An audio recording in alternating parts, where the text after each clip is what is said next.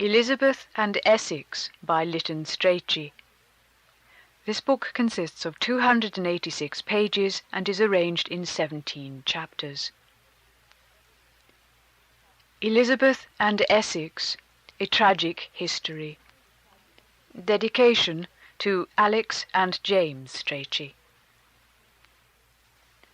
1.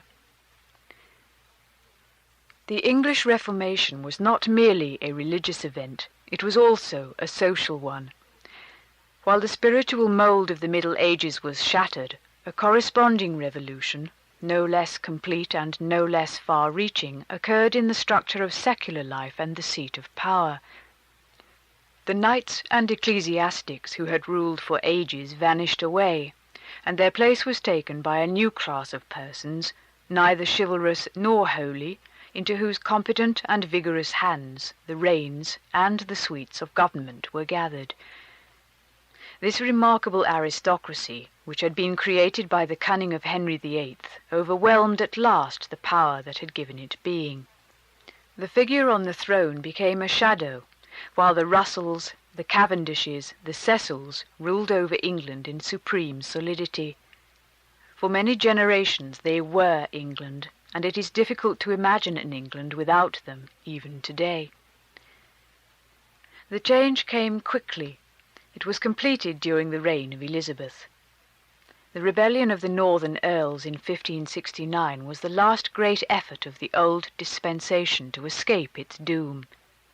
It failed. The wretched Duke of Norfolk, the feeble Howard who had dreamt of marrying Mary Queen of Scots, was beheaded, and the new social system was finally secure.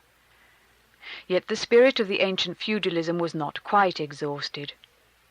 Once more, before the reign was over, it flamed up, embodied in a single individual, Robert Devereux, Earl of Essex. The flame was glorious, radiant with the colours of antique knighthood and the flashing gallantries of the past, but no substance fed it. Flaring wildly, it tossed to and fro in the wind. It was suddenly put out. In the history of Essex, so perplexed in its issues, so desperate in its perturbations, so dreadful in its conclusion, the spectral agony of an abolished world is discernible through the tragic lineaments of a personal disaster. His father, who had been created Earl of Essex by Elizabeth, was descended from all the great houses of medieval England. The Earl of Huntingdon, the Marquis of Dorset, the Lord Ferrers, Bohun's, Bourchiers, Rivers, Plantagenets, they crowded into his pedigree. One of his ancestresses, Eleanor de Bohun, was the sister of Mary, wife of Henry IV. Another, Anne Woodville, was the sister of Elizabeth, wife of Edward IV. Through Thomas of Woodstock, Duke of Gloucester, the family traced its descent from Edward III. The first Earl had been a man of dreams, virtuous and unfortunate. In the spirit of a crusader he had set out to subdue Ireland, but the intrigues of the court, the economy of the Queen, and the savagery of the Kerns had been too much for him. He had effected nothing, and had died at last, a ruined and broken-hearted man. His son Robert was born in 1567. 9 years old when his father died, the boy found himself the inheritor of an illustrious name and the poorest earl in England. But that was not all. The complex influences which shaped his destiny were present at his birth. His mother was as much a representative of the new nobility as his father of the old. Lettice Knollys's grandmother was a sister of Anne Boleyn, and thus Queen Elizabeth was Essex's first cousin twice removed. A yet more momentous relationship came into being when, 2 years after the death of the first Earl, Lettice became the wife of Robert Dudley, Earl of Leicester. The fury of Her Majesty and the mutterings of scandal were passing clouds of small significance. What remained was the fact that Essex was the stepson of Leicester, the Queen's magnificent favourite, who from the moment of her accession had dominated her court. What more could ambition ask for? All the ingredients were present. high birth, great traditions, court influence, even poverty, for the making of a fine career. The young Earl was brought up under the guardianship of Burghley. In his 10th year he was sent to Trinity College, Cambridge, where in 1581, at the age of 14, he received the degree of Master of Arts. His adolescence passed in the country, at one or other of his remote western estates, at Lanfay in Pembrokeshire, or, more often, at Chartley in Staffordshire, where the ancient house, with its carved timber, its embattled top, its windows enriched with the arms and devices of Devereux and Ferrers, stood romantically in the midst of the vast chase, through which the red deer and the fallow deer, the badger and the wild boar ranged at will. The youth loved hunting and all the sports of manhood, but he loved reading too. He could write correctly in Latin and beautifully in English. He might have been a scholar, had he not been so spirited a nobleman. As he grew up, this double nature seemed to be reflected in his physical complexion. The blood flew through his veins in vigorous vitality. He ran and tilted with the sprightliest, and then suddenly health would ebb away from him, and the pale boy would lie for hours in his chamber, obscurely melancholy, with a Virgil in his hand. When he was 18, Leicester, sent with an army to the Netherlands, appointed him General of the Horse. The post was less responsible than picturesque, and Essex performed its functions perfectly. Behind the lines, in festive tournaments, he gave all men great hope, says the chronicler, of his noble forwardness in arms, a hope that was not belied when the real fighting came. In the mad charge of Zutphen he was among the bravest, and was knighted by Leicester after the action. More fortunate, or so it seemed, than Philip Sidney, Essex returned scatheless to England. He forthwith began an assiduous attendance at court. The Queen, who had known him from his childhood, liked him well. His stepfather was growing old. In that palace a white head and a red face were serious handicaps, and it may well have seemed to the veteran courtier that the favour of a young connection would strengthen his own hand, and, in particular, counterbalance the rising influence of Walter Raleigh. Be that as it may, there was soon no occasion for pushing Essex forward. It was plain to all. The handsome, charming youth, with his open manner, his boyish spirits, his words and looks of adoration, and his tall figure, and his exquisite hands, and the auburn hair on his head that bent so gently downwards, had fascinated Elizabeth. The new star, rising with extraordinary swiftness, was suddenly seen to be shining alone in the firmament. The Queen and the Earl were never apart. She was 53, and he was not yet 20, a dangerous concatenation of ages.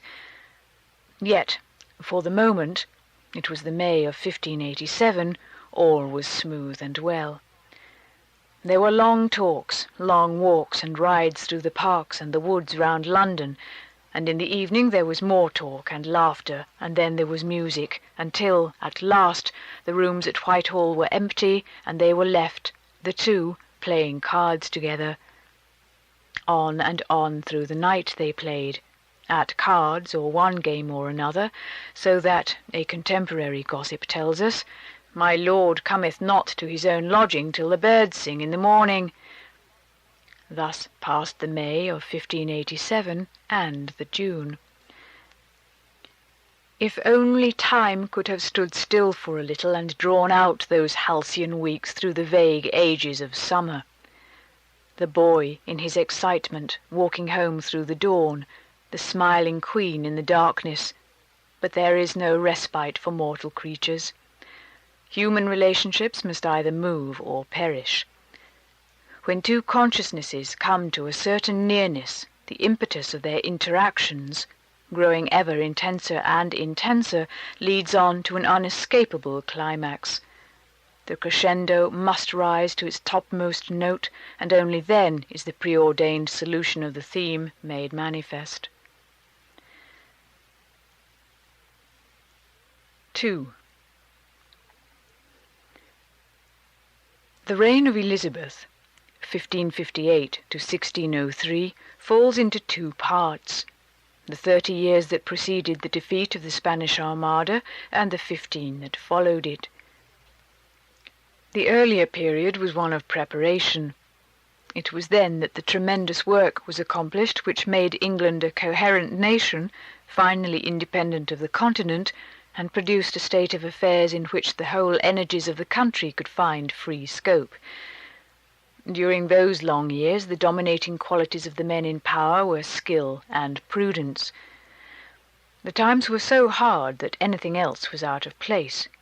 For a whole generation, the vast caution of Burleigh was the supreme influence in England. The lesser figures followed suit, and, for that very reason, a certain indistinctness veils them from our view. Walsingham worked underground.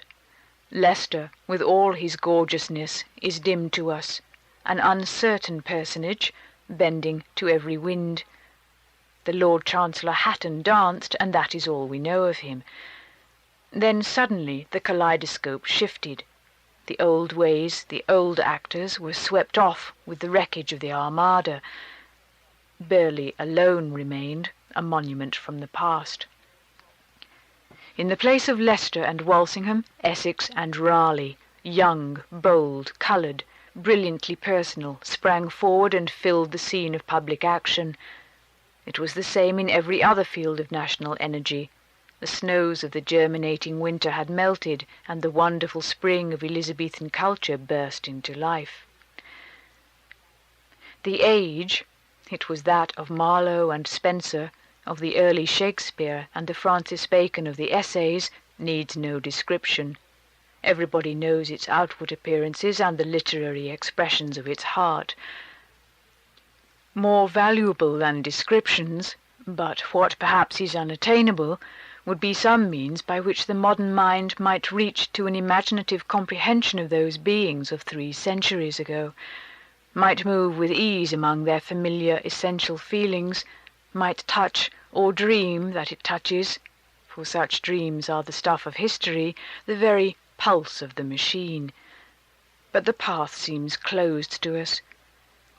By what art are we to worm our way into those strange spirits, those even stranger bodies? The more clearly we perceive it, the more remote that singular universe becomes. With very few exceptions, possibly with the single exception of Shakespeare, the creatures in it meet us without intimacy. They are exterior visions which we know, but do not truly understand. It is, above all, the contradictions of the age that baffle our imagination and perplex our intelligence. Human beings, no doubt, would cease to be human beings unless they were inconsistent, but the inconsistency of the Elizabethans exceeds the limits permitted to man. Their elements fly off from one another wildly. We seize them, we struggle hard to shake them together into a single compound, and the retort bursts.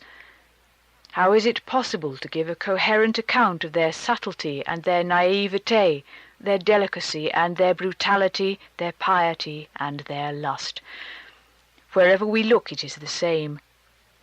By what perverse magic were intellectual ingenuity and theological ingenuousness intertwined in John Donne? Who has ever explained Francis Bacon? How is it conceivable that the Puritans were the brothers of the dramatists?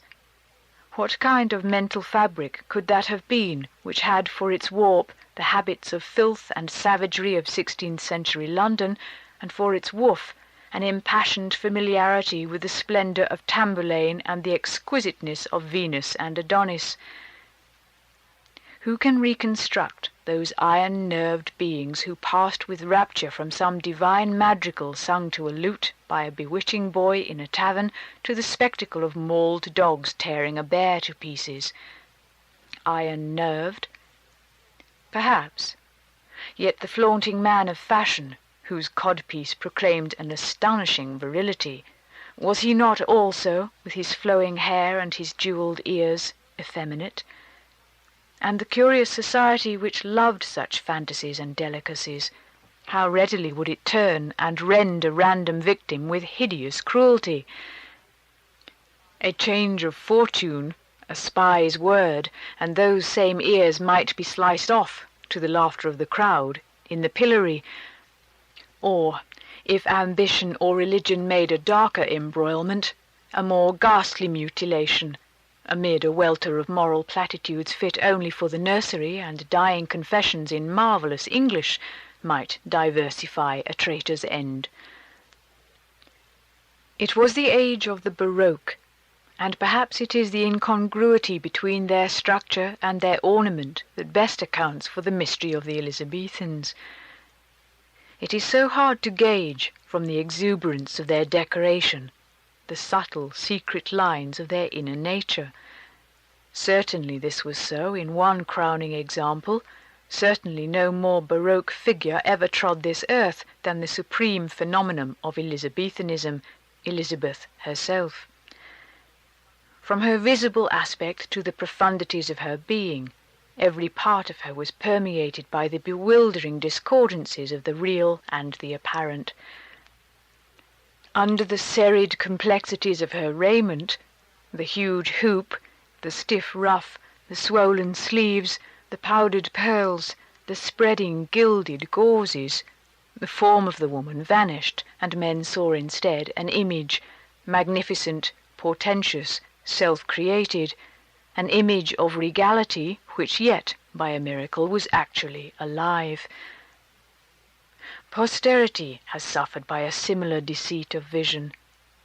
The great queen of its imagination, the lion-hearted heroine who flung back the insolence of Spain and crushed the tyranny of Rome with splendid, unhesitating gestures, no more resembles the queen of fact than the clothed Elizabeth, the naked one. But, after all, posterity is privileged. Let us draw nearer. We shall do no wrong now to that majesty if we look below the robes. The lion heart, the splendid gestures, such heroic things were there, no doubt, visible to everybody, but their true significance in the general scheme of her character was remote and complicated. The sharp and hostile eyes of the Spanish ambassadors saw something different. In their opinion, the outstanding characteristic of Elizabeth was pusillanimity. They were wrong, but they perceived more of the truth than the idle onlooker. They had come into contact with those forces in the Queen's mind which proved, incidentally, fatal to themselves, and brought her, in the end, her enormous triumph. That triumph was not the result of heroism. The very contrary was the case. The grand policy which dominated Elizabeth's life was the most unheroic conceivable, and her true history remains a standing lesson for melodramatists in statecraft. In reality, she succeeded by virtue of all the qualities which every hero should be without: dissimulation, pliability, indecision, procrastination, parsimony. It might almost be said that the heroic element chiefly appeared in the unparalleled lengths to which she allowed those qualities to carry her. It needed a lion heart indeed to spend 12 years in convincing the world that she was in love with the Duke of Anjou, and to stint the victuals of the men who defeated the Armada. But in such directions she was in very truth capable of everything. She found herself a sane woman in a universe of violent maniacs, between contending forces of terrific intensity, the rival nationalisms of France and Spain, the rival religions of Rome and Calvin. For years it had seemed inevitable that she should be crushed by one or other of them, and she had survived because she had been able to meet the extremes around her with her own extremes of cunning and prevarication. It so happened that the subtlety of her intellect was exactly adapted to the complexities of her environment. the balance of power between France and Spain, the balance of factions in France and Scotland, the swaying fortunes of the Netherlands, gave scope for a tortuosity of diplomacy which has never been completely unravelled to this day. Burghley was her chosen helper, a careful steward after her own heart, and more than once Burghley gave up the puzzle of his mistress's proceedings in despair. Nor was it only her intellect that served her, it was her temperament as well. That too, in its mixture of the masculine and the feminine, of vigour and sinuosity, of pertinacity and vacillation, was precisely what her case required. A deep instinct made it almost impossible for her to come to a fixed determination upon any subject whatever. Or, if she did, she immediately proceeded to contradict her resolution with the utmost violence, and, after that, to contradict her contradiction more violently still. Such was her nature, to float when it was calm in a sea of indecisions, and when the wind rose, to tack hectically from side to side. Had it been otherwise, had she possessed, according to the approved pattern of the strong man of action, the capacity for taking a line and sticking to it, she would have been lost. She would have become inextricably entangled in the forces that surrounded her, and almost inevitably swiftly destroyed. Her femininity saved her. Only a woman could have shuffled so shamelessly, only a woman could have abandoned with such unscrupulous completeness the last shreds not only of consistency, but of dignity, honour, and common decency, in order to escape the appalling necessity of having really and truly to make up her mind. Yet it is true that a woman's evasiveness was not enough. Male courage, male energy were needed if she were to escape the pressure that came upon her from every side. Those qualities she also possessed, but their value to her, it was the final paradox of her career, was merely that they made her strong enough to turn her back with an indomitable persistence upon the ways of strength. Religious persons at the time were distressed by her conduct, and imperialist historians have wrung their hands over her since. Why could not she suppress her hesitations and chicaneries and take a noble risk? Why did she not step forth boldly and frankly as the leader of Protestant Europe, accept the sovereignty of Holland, and fight the good fight to destroy Catholicism and transfer the Spanish Empire to the rule of England? The answer is that she cared for none of those things. She understood her true nature and her true mission better than her critics. It was only by an accident of birth that she was a Protestant leader. At heart she was profoundly secular, and it was her destiny to be the champion, not of the Reformation, but of something greater, the Renaissance. When she had finished her strange doings, there was civilization in England. The secret of her conduct was, after all, a simple one. She had been gaining time. And time, for her purposes, was everything. A decision meant war, war which was the very antithesis of all she had at heart. Like no other great statesman in history, she was, not only by disposition, but in practice, pacific. It was not that she was much disturbed by the cruelty of war. She was far from sentimental. She hated it for the best of all reasons, its wastefulness. Her thrift was spiritual as well as material, and the harvest that she gathered in was the great age to which, though its supreme glories were achieved under her successor, her name has been rightly given. For without her, those particular fields could never have come to ripeness. They would have been trodden down by struggling hordes of nationalists and theologians. She kept the peace for 30 years, by dint, it is true, of one long succession of disgraceful collapses and unheard-of equivocations, but she kept it, and that was enough for Elizabeth. To put the day of decision off, and off, and off, it seemed her only object, and her life passed in a passion of postponement. But here, too, appearances were deceitful, as her adversaries found to their cost.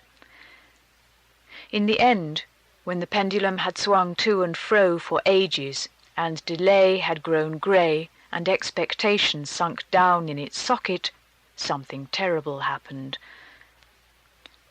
The crafty Maitland of Lethington, in whose eyes the god of his fathers was any bogle of the nursery, declared with scorn that the Queen of England was inconstant, irresolute, timorous, and that before the game was played out he would make her sit upon her tail and whine like any whippet hound. Long years passed, and then suddenly the rocks of Edinburgh Castle ran down like sand at Elizabeth's bidding, and Maitland took refuge from the impossible ruin in a Roman's death. Mary Stuart despised her rival with a virulent French scorn, and after 18 years at Fotheringay she found she was mistaken. King Philip took 30 years to learn the same lesson. For so long had he spared his sister-in-law, but now he pronounced her doom, and he smiled to watch the misguided woman still negotiating for a universal peace as his armada sailed into the Channel. Undoubtedly, there was a touch of the sinister about her. One saw it in the movements of her extraordinarily long hands. But it was a touch and no more, just enough to remind one that there was Italian blood in her veins, the blood of the subtle and cruel Visconti. On the whole, she was English. On the whole, though she was infinitely subtle, she was not cruel. She was almost humane for her times, and her occasional bursts of savagery were the results of fear or temper. In spite of superficial resemblances, she was the very opposite of her most dangerous enemy, the weaving spider of the Escorial. Both were masters of dissimulation and lovers of delay, but the leaden foot of Philip was the symptom of a dying organism, while Elizabeth temporized for the contrary reason, because vitality can afford to wait. The fierce old hen sat still, brooding over the English nation, whose pullulating energies were coming swiftly to ripeness and unity under her wings. She sat still, but every feather bristled. She was tremendously alive. Her superabundant vigour was at once alarming and delightful. While the Spanish ambassador declared that 10,000 devils possessed her, the ordinary Englishman saw in King Hal's full-blooded daughter a queen after his own heart. She swore, she spat, she struck with her fist when she was angry, she roared with laughter when she was amused, and she was often amused. A radiant atmosphere of humour coloured and softened the harsh lines of her destiny and buoyed her up along the zigzags of her dreadful path. Her response to every stimulus was immediate and rich. To the folly of the moment, to the clash and horror of great events, her soul leapt out with a vivacity, an abandonment, a complete awareness of the situation which made her, which makes her still, a fascinating spectacle. She could play with life as with an equal, wrestling with it, making fun of it, admiring it, watching its drama, intimately relishing the strangeness of circumstance, the sudden freaks of fortune, the perpetual unexpectedness of things. Per molto variare la natura è bella was one of her favourite aphorisms. The variations in her own behaviour were hardly less frequent than nature's. The rough hectoring dame with her practical jokes, her out-of-doors manners, her passion for hunting, would suddenly become a stern-faced woman of business, closeted for long hours with secretaries, reading and dictating dispatches, and examining with sharp exactitude the minutiae of accounts. Then, as suddenly, the cultivated lady of the Renaissance would shine forth. For Elizabeth's accomplishments were many and dazzling. She was mistress of 6 languages besides her own, a student of Greek, a superb calligraphist, an excellent musician. She was a connoisseur of painting and poetry. She danced after the Florentine style, with a high magnificence that astonished beholders. Her conversation, full not only of humour but of elegance and wit, revealed an unerring social sense, a charming delicacy of personal perception.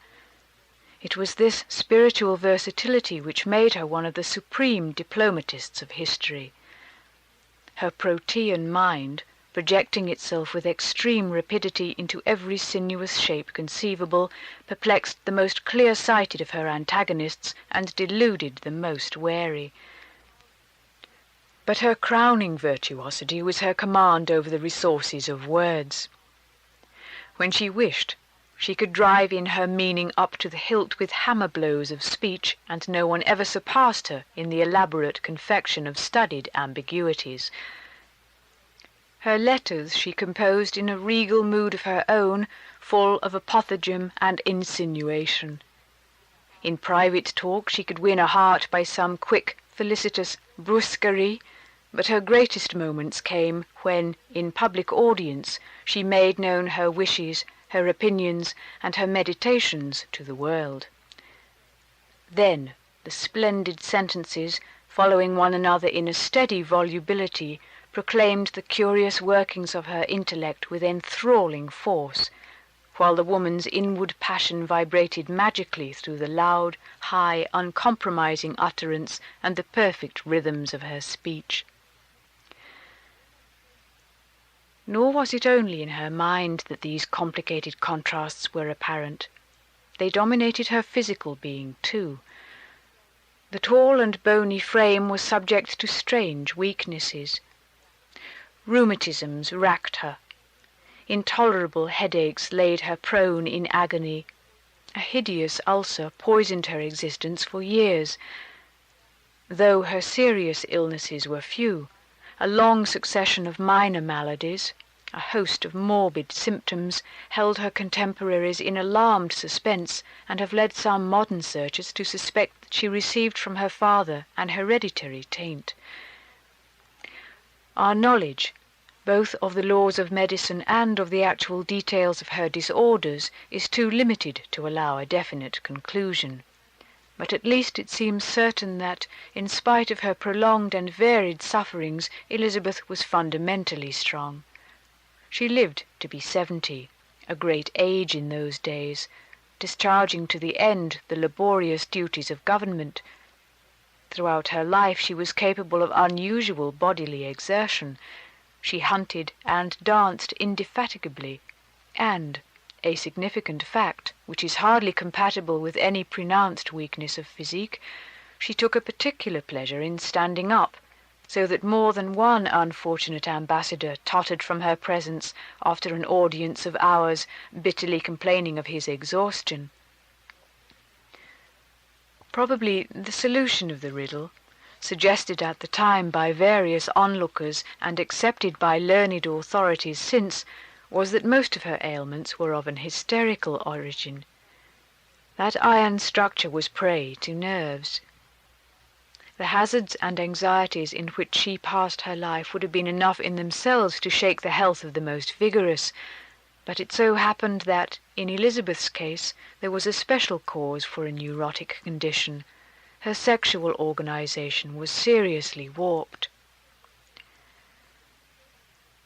From its very beginning, her emotional life had been subjected to extraordinary strains.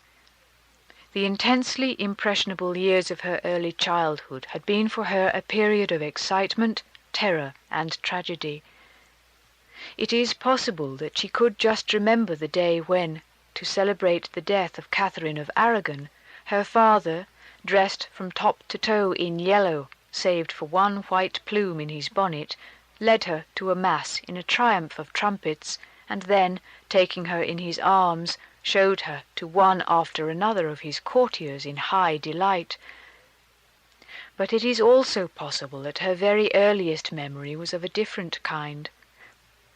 When she was 2 years and 8 months old, her father cut off her mother's head, Whether remembered or no, the reactions of such an event upon her infant spirit must have been profound.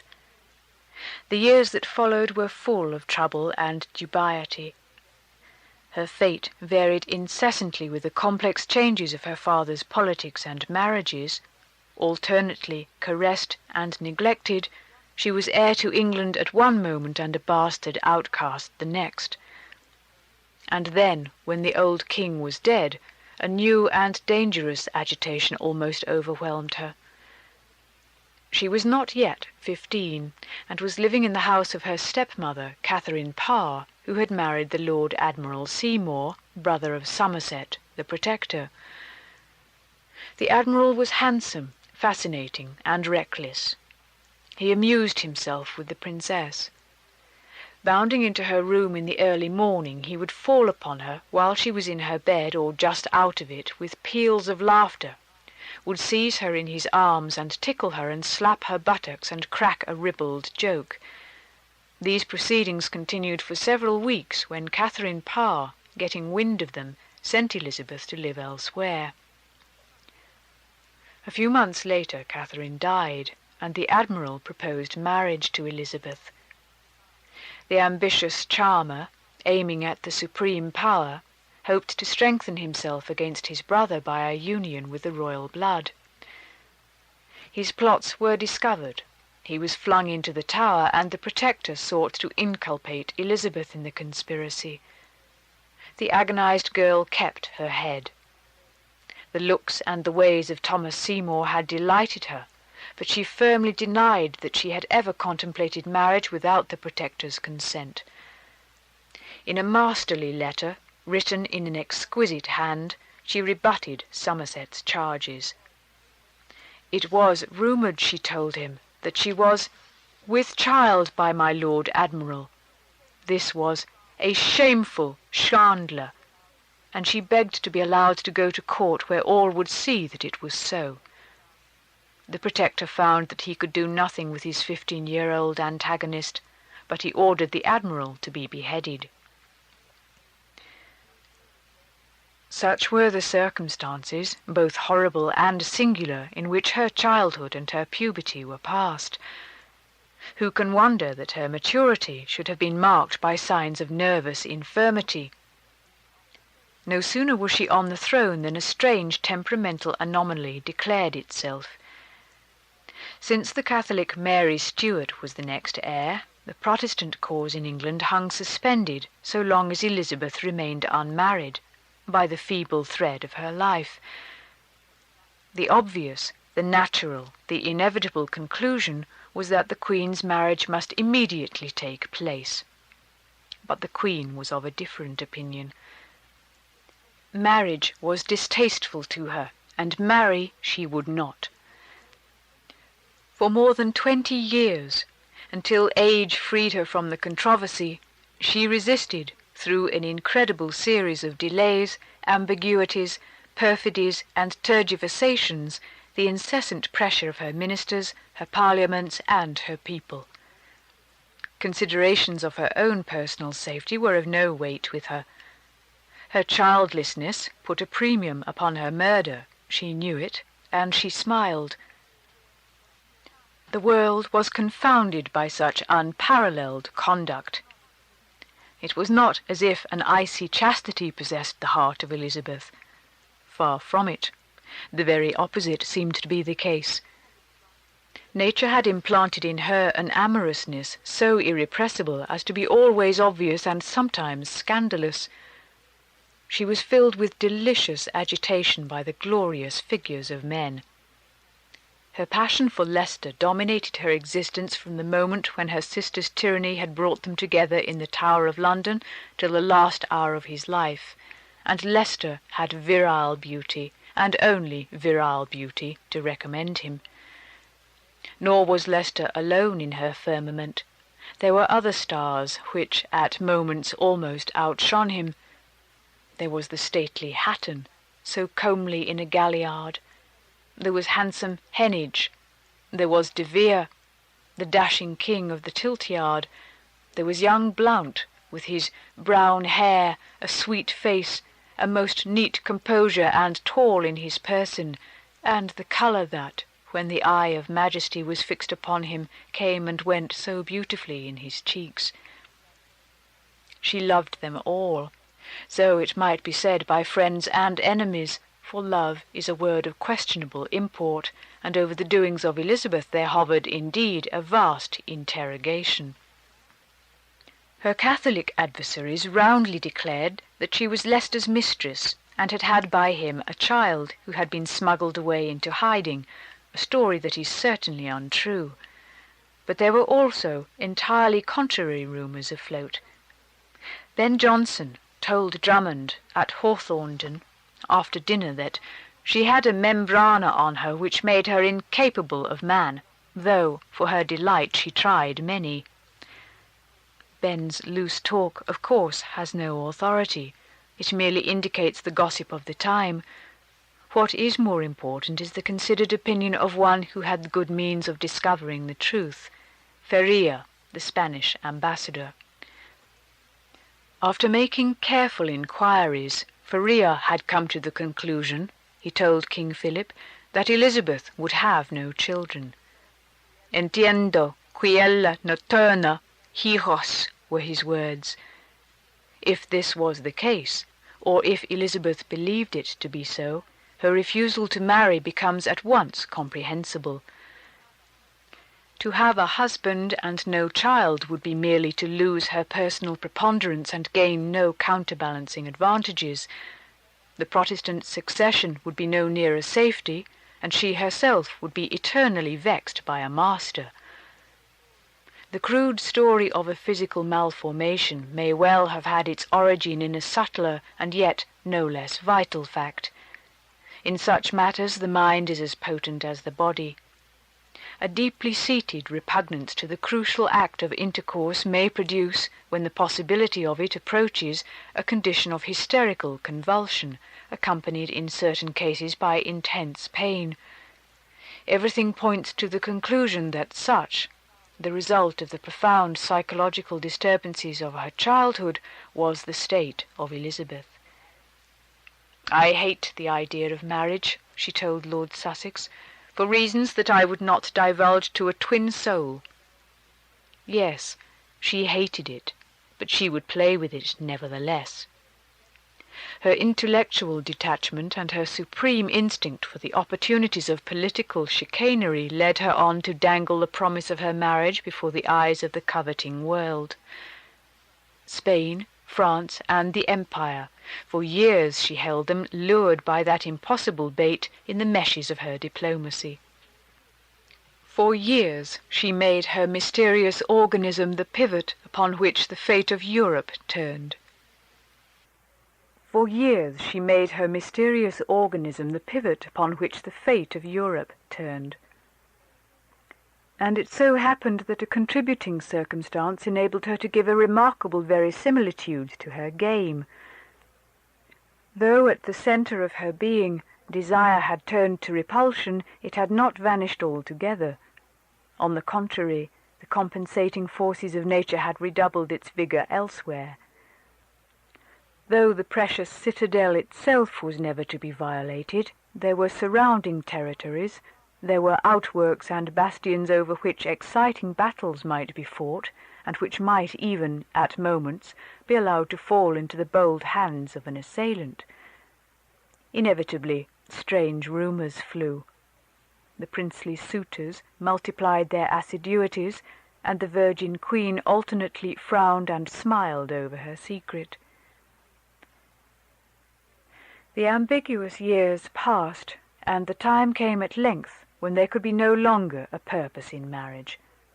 But the Queen's curious temperament remained. With the approach of old age, her emotional excitements did not diminish. Perhaps, indeed, they actually increased, though here, too, was a mystification. Elizabeth had been attractive as a girl. She remained for many years a handsome woman, but at last the traces of beauty were replaced by hard lines, borrowed colours, and a certain grotesque intensity. Yet as her charms grew less, her insistence on their presence grew greater. She had been content with the devoted homage of her contemporaries, but from the young men who surrounded her in her old age she required and received the expressions of romantic passion. The affairs of state went on in a fandango of sighs, ecstasies, and protestations. Her prestige, which success had made enormous, was still further magnified by this transcendental atmosphere of personal worship. Men felt when they came near her that they were in a superhuman presence. No reverence was too great for such a divinity.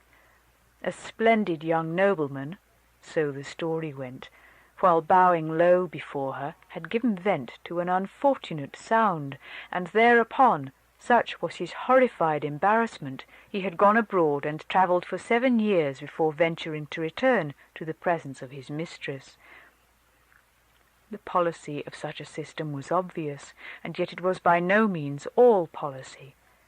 Her clear-sightedness, so tremendous in her dealings with outward circumstances, stopped short when she turned her eyes within. There her vision grew artificial and confused.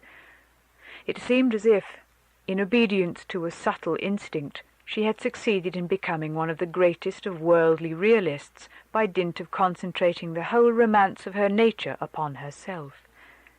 The result was unusual.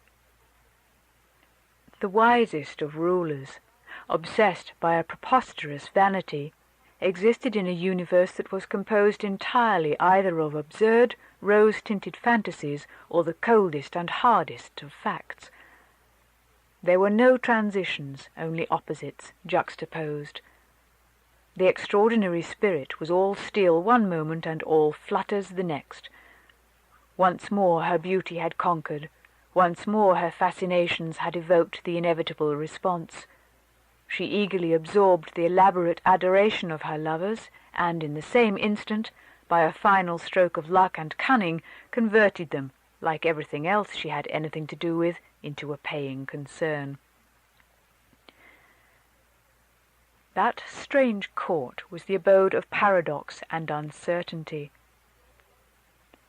The goddess of it, moving in a nimbus of golden glory, was an old creature, fantastically dressed, still tall, though bent, with hair dyed red above her pale visage, long blackening teeth, a high domineering nose, and eyes that were at once deep-set and starting forward, fierce, terrifying eyes in whose dark blue depths something frantic lurked, something almost maniacal. She passed on, the peculiar embodiment of a supreme energy, and fate and fortune went with her. When the inner door was closed, men knew that the brain behind the eyes was at work there, with the consummate dexterity of long-practised genius, upon the infinite complexities of European statecraft and the arduous government of a nation. From time to time a raucous sound was heard, a high voice rating. An ambassador was being admonished, an expedition to the Indies forbidden, something determined about the constitution of the Church of England. The indefatigable figure emerged at last to leap upon a horse, to gallop through the glades, and to return, well satisfied, for an hour with the virginals. After a frugal meal, a wing of fowl washed down with a little wine and water, Gloriana danced. While the viols sounded, the young men, grouped about her, awaited what their destiny might bring forth. Sometimes the Earl was absent, and then what might not be hoped for from that quick susceptibility, that imperious caprice. The excited deity would jest roughly with one another, and would end by summoning some strong-limbed youth to talk with her in an embrasure. Her heart melted with his flatteries, and as she struck him lightly on the neck with her long fingers, her whole being was suffused with a lasciviousness that could hardly be defined. She was a woman. Ah, yes, a fascinating woman. But then, was she not also a virgin and old? But immediately another flood of feeling swept upwards and engulfed her. She towered. She was something more. She knew it. What was it? Was she a man? She gazed at the little beings around her, and smiled to think that though she might be their mistress in one sense, in another it could never be so, that the very reverse might almost be said to be the case. She had read of Hercules and Hylas, and she might have fancied herself, in some half-conscious daydream, possessed of something of that pagan masculinity. Hylas was a page. He was before her, but her reflections were disturbed by a sudden hush. Looking round, she saw that Essex had come in. He went swiftly towards her, and the Queen had forgotten everything as he knelt at her feet. 3.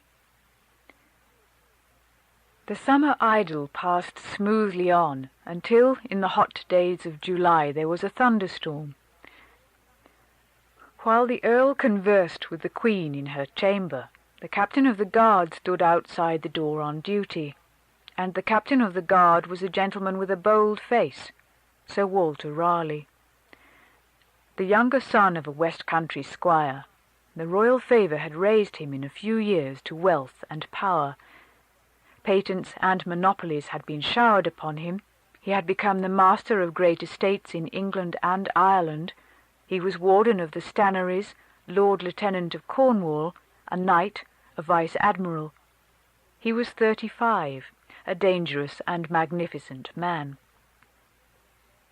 His splendid bearing, his enterprising spirit which had brought him to this unexpected grandeur, whither would they lead him in the end?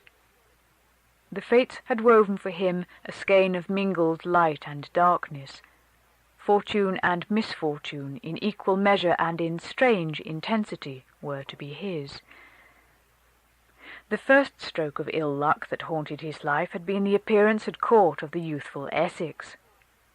Just as Raleigh must have thought that the Queen's fancy was becoming fixed upon him, just as the decay of Leicester seemed to have opened the way to a triumphant future, at that very moment the old favourite's stepson had come upon the scene with his boyish fascinations and swept Elizabeth off her feet. Raleigh suddenly found himself in the position of a once all-conquering beauty whose charms are on the wane. The Queen might fling him 3 or 4 estates of beheaded conspirators, might give him leave to plant a colony in America, might even snuff at his tobacco and bite a potato with a wry face. All that was nothing. Her heart, her person, were with Essex on the other side of the door. He knotted his black eyebrows and determined not to sink without a struggle. During a country visit at Lord Warwick's, he succeeded in disturbing Elizabeth's mind.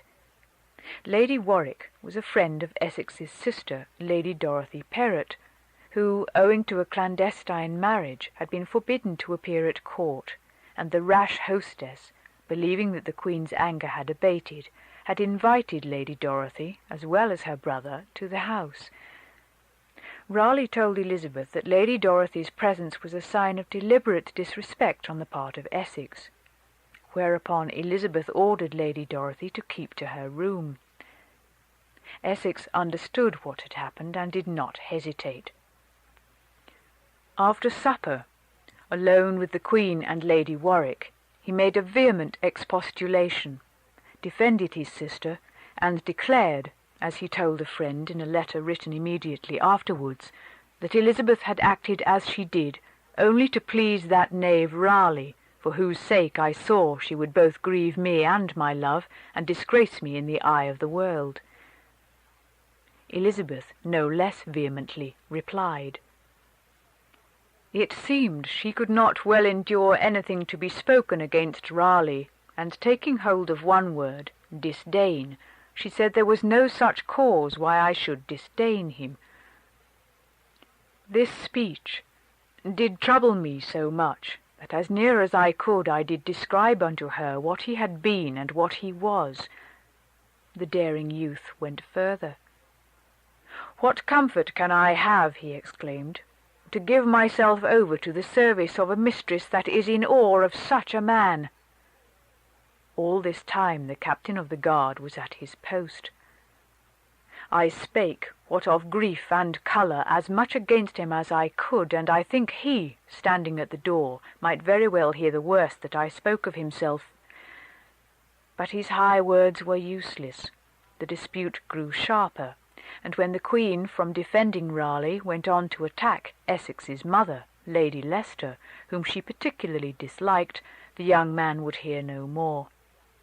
He would send his sister away, he said, though it was almost midnight, and for myself, he told the agitated Elizabeth, I had no joy to be in any place, but loath to be near about her, when I knew my affection so much thrown down, and such a wretch as Raleigh to be highly esteemed of her. To this the Queen made no answer, but turned her away to my Lady Warwick, and Essex, flinging from the room, first dispatched his sister from the house under an escort of armed retainers, and then rode off himself to Margate, determined to cross the Channel and take a part in the Dutch war. If I return, he wrote, I will be welcomed home. If not, una bella morire is better than a disquiet life. But the Queen was too quick for him. Robert Carey, sent galloping after him, found him before he had taken his ship and brought him back to Her Majesty. There was a reconciliation. The royal favour blazed forth again, and within a month or two Essex was Master of the Horse and Knight of the Garter. Yet, though the cloud had vanished, the sky was subtly changed. A first quarrel is always an ominous thing. In the curious scene at Lord Warwick's, under the cover of jealousy and wounded affection, a suppressed distrust, almost a latent hostility, had for a moment come to the surface. And there was more. Essex had discovered that, young as he was, he could upbraid the great Queen with impunity. Elizabeth had been angry, disagreeable, and unyielding in her defence of Raleigh, but she had not ordered those audacious protestations to stop. It had almost seemed that she liked them. 4. The Armada was defeated. Leicester was dead. A new world was opening for the young and the adventurous. It was determined, under Drake's auspices, to make a counterattack on Spain, and an armament was prepared to raid Corunna, take possession of Lisbon, detach Portugal from Philip, and place Don Antonio, who had laid claim to the kingdom, on the throne. Excitement, booty, glory fluttered before the imagination of every soldier, and of Essex among the rest, but the Queen forbade him to go. He was bold enough to ignore her orders, and leaving London on horseback one Thursday evening, he arrived in Plymouth on Saturday morning, a distance of 220 miles. This time he was too quick for his mistress. Taking ship immediately, with a detachment of troops under the veteran Sir Roger Williams, he sailed for the coast of Spain. Elizabeth was furious. She dispatched messenger after messenger to Plymouth, ordered pinnaces to search the Channel, and in an enraged letter to Drake, fulminated against the unfortunate Sir Roger. His offence, she wrote, is in so high a degree that the same deserveth to be punished by death, which if you have not already done, then we will and command you that you sequester him from all charge and service, and cause him to be safely kept, until you shall know our further pleasure therein, as you will answer for the contrary at your perils. For as we have authority to rule, so do we look to be obeyed. If Essex, she continued, be now come into the company of the fleet, we straitly charge you that you do forthwith cause him to be sent hither in safe manner, which if you do not, you shall look to answer for the same to your smart, for these be no childish actions. Therefore consider well of your doings herein. But her threats and her commands were alike useless. Essex joined the main body of the expedition unhindered, and took a brave part in the skirmishes and marches in which it ingloriously ended. It turned out to be easier to repel an invasion than to make one.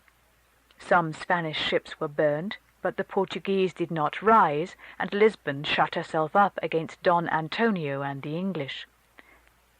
Into one of the gates of the town, Essex, as a parting gesture, thrust his pike, demanding aloud if any Spaniard mewed therein durst adventure forth in favour of his mistress to break a lance. There was no reply, and the expedition returned to England. The young man soon made his peace with the Queen. Even Sir Roger Williams was forgiven. The happy days of the court returned with hunting, feasting, and jousting. Raleigh, with a shrug, went off to Ireland to look after his 10,000 acres, and Essex was free from even the shadow of a rivalry. Or was Charles Blount a rival? The handsome boy had displayed his powers in the tilt-yard to such purpose that Elizabeth had sent him a golden queen from her set of chessmen, and he had bound the trophy to his arm with a crimson ribbon. Essex, when he saw it, asked what it was, and on being told, "Now I perceive," he exclaimed, "that every fool must have a favour." A duel followed in Marylebone Fields, and Essex was wounded. "By God's death," said Elizabeth when she heard of it, "it was fit that someone or other should take him down and teach him better manners." She was delighted to think that blood had been shed over her beauty, but afterwards she insisted on the two young men making up their quarrel. She was obeyed, and Blount became one of the Earl's most devoted followers. The stream of royal kindness flowed on, though occasionally there were odd shallows in it. Essex was extravagant. He was more than £20,000 in debt, and the Queen graciously advanced him £3,000 to ease his necessities. Then suddenly she demanded immediate repayment. Essex begged for delay, but the reply was sharp and peremptory. The money, or its equivalent in land, must be handed over at once. In a pathetic letter, Essex declared his submission and devotion. "Now that your Majesty repents yourself," he wrote, "of the favour you thought to do me, I would I could, with the loss of all the land I have, as well repair the breach which your unkind answer hath made in my heart, as I can with the sale of one poor manor answer the sum which your Majesty takes of me. Money and land are base things, but love and kindness are excellent things, and cannot be measured but by themselves." Her Majesty admired the phrasing, but disagreed with the economics, and shortly afterwards the manor at Keyston in Huntingdonshire, "of mine ancient inheritance," as Essex told Burleigh, "free from encumbrance, a great circuit of ground in a very good soil," passed into the royal possession. She preferred to be generous in a more remunerative way. She sold to Essex, for a term of years, the right to farm the customs on the sweet wines imported into the country, and he might make what he could out of it. He made a great deal, at the expense of the public, but he was informed that, when the lease expired, it might or might not be renewed, as Her Majesty thought fit. He was lavish in the protestations of his worship, his adoration, his love. That convenient monosyllable, so intense and so ambiguous, was forever on his lips and found its way into every letter. Those elegant, impassioned, noble letters which still exist, with their stiff, quick characters and those silken ties that were once loosened by the long fingers of Elizabeth. She read and she listened with a satisfaction so extraordinary, so unprecedented, that when one day she learned that he was married, she was only enraged for a fortnight. Essex had made an impeccable choice, the widow of Sir Philip Sidney and the daughter of Sir Francis Walsingham. He was 23, handsome, vigorous, with an earldom to hand on to posterity. Even Elizabeth could not seriously object. She stormed and ramped, then remembered that the relations between herself and her servant were unique, and had nothing to do with the futile domesticity. The fascinating bridegroom pursued and cajoled her with ardours as romantic as ever, and she felt that a queen could ignore a wife. Soon enough, an occasion arose for showing the world that to be the favourite of Elizabeth involved public duties as well as private delights. Henry IV of France, almost overpowered by the Catholic League and the Spaniards, appealed urgently to England for help. Elizabeth wavered for several months, and then reluctantly decided that Henry must be supported, but only with the absolute minimum of expenditure. She agreed that 4,000 men should be sent to Normandy to act with the Huguenots, and Essex, who had done all he could to bring her to this resolution, now begged to be put in command of the force. 3 times the Queen refused his entreaties. At last he knelt before her for 2 hours. Still she refused, then suddenly consented.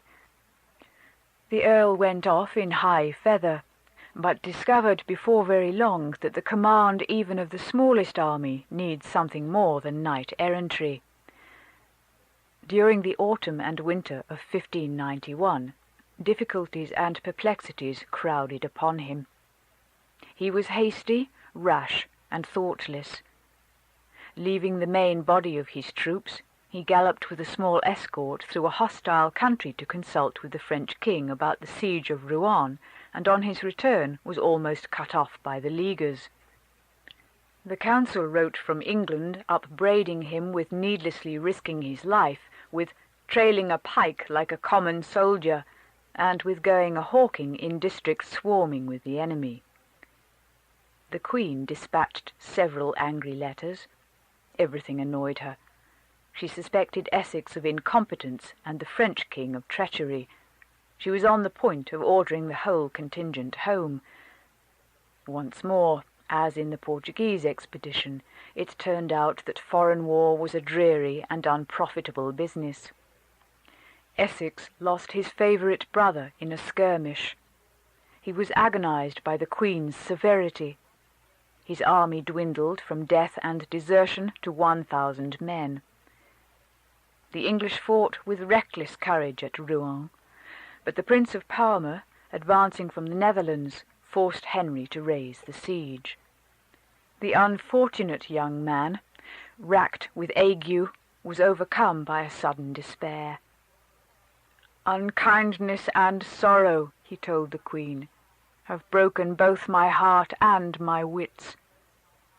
I wish," he declared to one of his friends, "to be out of my prison, which I account my life."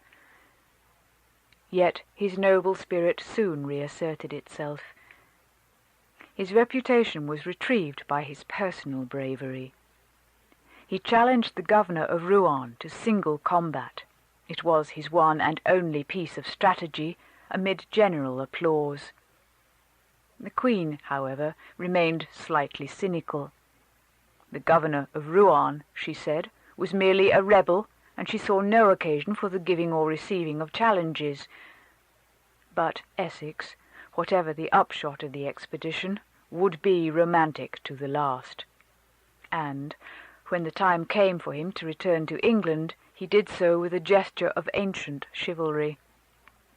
Standing on the shore of France before his embarkation, he solemnly drew his sword from its scabbard and kissed the blade.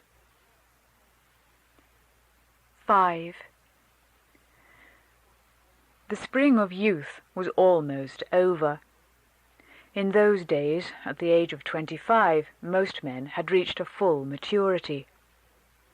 Essex kept something of his boyishness to the end, but he could not escape the rigours of time, and now a new scene, a scene of peril and gravity appropriate to manhood, was opening before him. The circumstances of a single family, it has happened more than once in English history, dominated the situation. William Cecil, Lord Burleigh, who had filled, since the beginning of the reign, the position of Prime Minister, was over 70. He could not last much longer. who would succeed him. He himself hoped that his younger son, Robert, might step into his place. He had brought him up with that end in view.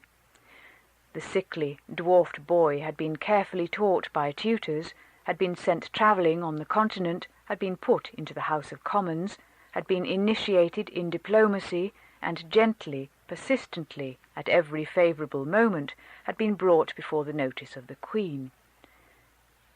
Elizabeth's sharp eye, uninfluenced by birth or position, perceived that the little hunchback possessed a great ability. When Walsingham died in 1590, she handed over to Sir Robert Cecil the duties of his office, and the young man of 27 became, in fact, though not in name, her principal secretary. The title and emoluments might follow later. She could not quite make up her mind. Burghley was satisfied. His efforts had succeeded. His son's foot was planted firmly in the path of power.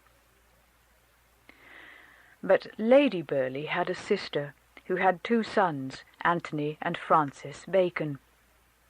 A few years older than their cousin Robert, they were, like him, delicate, talented, and ambitious. They had started life with high hopes.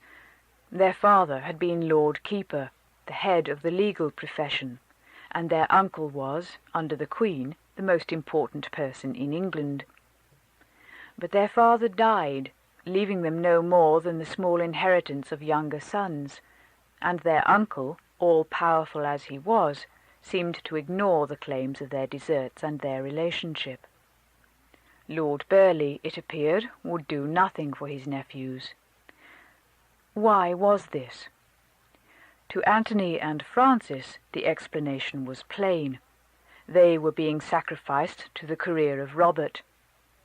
The old man was jealous of them, afraid of them. Their capacities were suppressed in order that Robert should have no competitors. Nobody can tell how far this was the case. Burghley, no doubt, was selfish and wily, but perhaps his influence was not always as great as it seemed. And perhaps also he genuinely mistrusted the singular characters of his nephews. However that may be, a profound estrangement followed. The outward forms of respect and affection were maintained, but the bitter disappointment of the Bacons was converted into a bitter animosity, while the Cecils grew more suspicious and hostile every day. At last, the Bacons decided to abandon their allegiance to an uncle who was worse than useless, and to throw in their lot with some other leader who would appreciate them as they deserved. They looked round, and Essex was their obvious choice. The Earl was young, active, impressionable. His splendid personal position seemed to be there, ready to hand, waiting to be transformed into something more glorious still, a supreme political predominance. They had the will and the wit to do it. Their uncle was dropping into dotage. Their cousin's cautious brain was no match for their combined intelligence. They would show the father and the son, who had thought to shuffle them into obscurity, that it is possible to be too grasping in this world, and that it is sometimes very far from wise to quarrel with one's poor relations. So Anthony at any rate thought, a gouty young invalid, splenetic and uncompromising. But the imaginations of Francis were more complicated. In that astonishing mind there were concealed depths and deceptive shallows, curiously intermingled and puzzling in the extreme to the inquisitive observer. Francis Bacon has been described more than once with the crude vigour of antithesis, but in truth such methods are singularly inappropriate to his most unusual case. It was not by the juxtaposition of a few opposites, but by the infiltration of a multitude of highly varied elements that his mental composition was made up. He was no striped frieze, he was shot silk. The detachment of speculation, the intensity of personal pride, the uneasiness of nervous sensibility, the urgency of ambition, the opulence of superb taste, these qualities, blending, twisting, flashing together, gave to his secret spirit the subtle and glittering superficies of a serpent.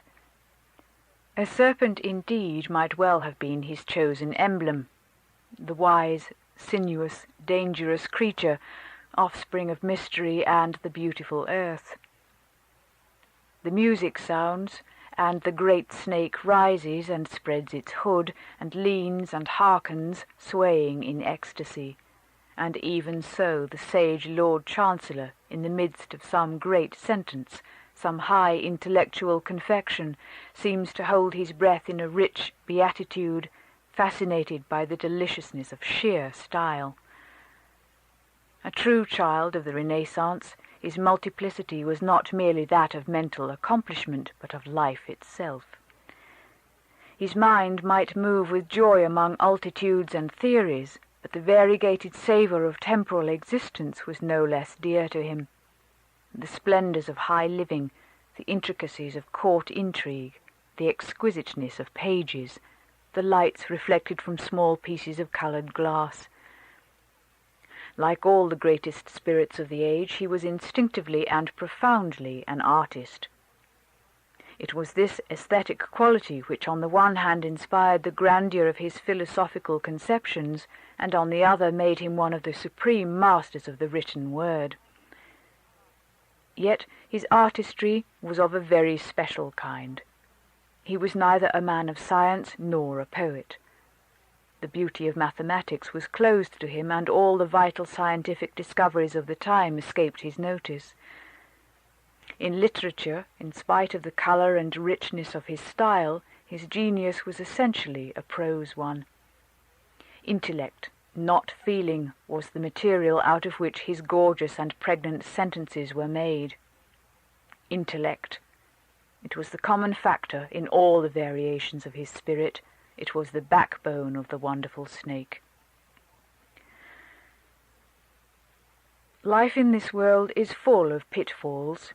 It is dangerous to be foolish, and it is also dangerous to be intelligent, dangerous to others and, no less, to oneself. Il est bon, plus souvent, qu'on ne pense, said the wise and virtuous Malesherbes, de savoir ne pas avoir de l'esprit. But that was one of the branches of knowledge that the author of The Advancement of Learning ignored. It was impossible for Francis Bacon to imagine that any good could ever come of being simple-minded. His intellect swayed him too completely. He was fascinated by it. He could not resist it. He must follow it wherever it led. Through thought, through action, on he went, an incredibly clever man. Through action even? Yes, for though the medley of human circumstance is violent and confused, assuredly one can find one's way through it to some purpose if only one uses one's wits. So thought the cunning artist, and smiling he sought to shape with his subtle razor blade the crude, vague blocks of passion and fact. But razors may be fatal in such contingencies. One's hand may slip, one may cut one's own throat. The miserable end, it needs must colour our vision of the character and the life. But the end was implicit in the beginning, a necessary consequence of qualities that were innate. The same cause which made Bacon write perfect prose brought about his worldly and his spiritual ruin. It is probably always disastrous not to be a poet. His imagination, with all its magnificence, was insufficient. It could not see into the heart of things. And among the rest, his own heart was hidden from him. His psychological acuteness, fatally external, never revealed to him the nature of his own desires. He never dreamt how intensely human he was, and so his tragedy was bitterly ironical, and a deep pathos invests his story. One wishes to turn away one's gaze from the unconscious traitor, the lofty-minded sycophant, the exquisite intelligence entrapped and strangled in the web of its own weaving. Although our persons live in the view of heaven, yet our spirits are included in the caves of our own complexions and customs, which minister unto us infinite errors and vain opinions. So he wrote, and so perhaps at last he actually realized, an old man, disgraced, shattered, alone on Highgate Hill, stuffing a dead fowl with snow. But all this was still far distant in the busy years of the early 90s, so rich with excitements and possibilities. The issues were simplified by the disgrace and imprisonment of Raleigh, whose amorous intrigue with Elizabeth Throgmorton, one of the maids of honour, had infuriated the Queen. The field was cleared for the two opposing factions. The new party of Essex and his followers, aggressive and adventurous, and the old party of the Cecils, entrenched in the strongholds of ancient power. This was the essence of the political situation till the close of the century, but it was complicated and confused both by compromises and by bitterness which were peculiar to the time. The party system was still undreamt of, and the hostile forces which would be grouped today as government and opposition then found themselves side by side in a common struggle to control the executive. When early in 1593 Essex was sworn of the Privy Council, he became the colleague of his rivals. It was for the Queen to choose her councillors. She would listen to one and then to another. She would shift, according to her adviser, from one policy to its direct contrary. It was a system of government after her own heart. Thus it was that she could enjoy to the full the delicious sense of ruling, could decide with the plenitude of power between momentous eventualities, and, by that very means, could contrive to keep up an endless balance and a marvellous marking of time. Her servants, struggling with each other for influence, remained her servants still. Their profound hostility could not divert them from their duty of working together for the Queen. There was no such thing as going temporarily out of office. One was either in office, or one was nothing at all. To fail might mean death, but, until that came, the dangerous enemy whose success was one's annihilation met one every day in the close companionship of the council table and the narrow inner circle of the court. Very swiftly, Essex, with the Bacons at his back, grew to be something more than a favourite and emerged as a minister and a statesman. The young man was taking himself seriously at last. He was never absent from the council, and when the House of Lords was in session he was to be seen in his place as soon as the business of the day began, at 7 o'clock in the morning. But his principal activities were carried on elsewhere, in the panelled gallery and the tapestried inner chambers of Essex House, the great Gothic family residence which overlooked the river from the Strand. There it was that Anthony Bacon, his foot swathed in hot flannels, plied his indefatigable pen. There it was that a great design was planned and carried into execution. The Cecils were to be beaten on their own chosen ground. The control of foreign affairs, where Burghley had ruled supreme for more than a generation, was to be taken from them. Their information was to be proved inaccurate, and the policy that was based on it confuted and reversed.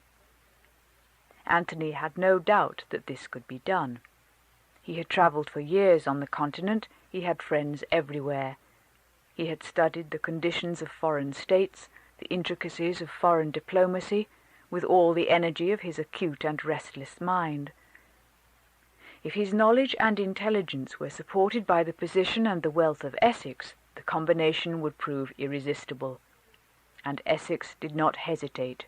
He threw himself into the scheme with all his enthusiasm. A vast correspondence began.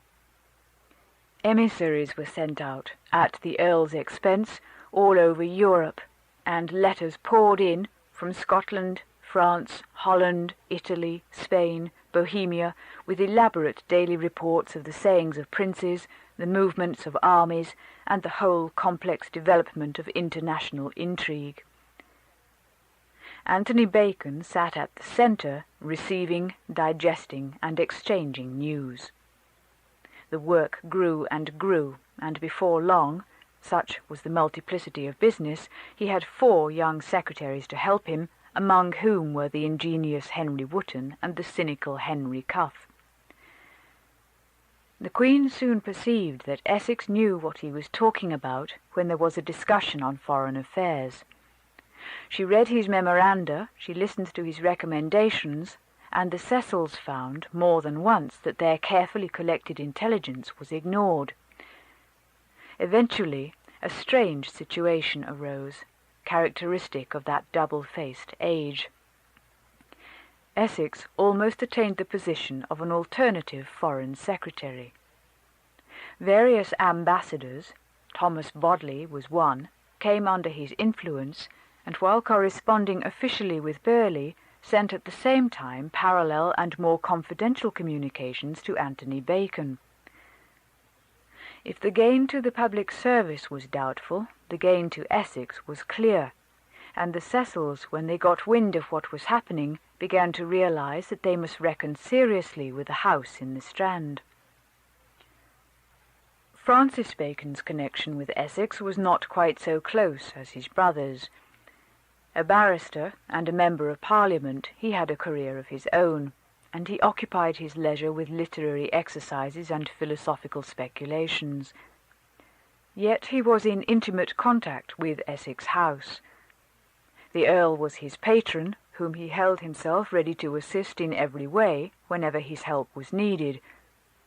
With advice, or the drafting of state papers, or the composition of some elaborate symbolic compliment, some long-drawn-out Elizabethan charade for the entertainment of the Queen. Essex, 7 years his junior, had been from the first moment of their meeting fascinated by the intellectual splendour of the elder man. His enthusiastic nature leapt out to welcome that scintillating wisdom and that profound wit. He saw that he was in the presence of greatness. He vowed that this astonishing being, who was devoting himself so generously to his service, should have a noble reward.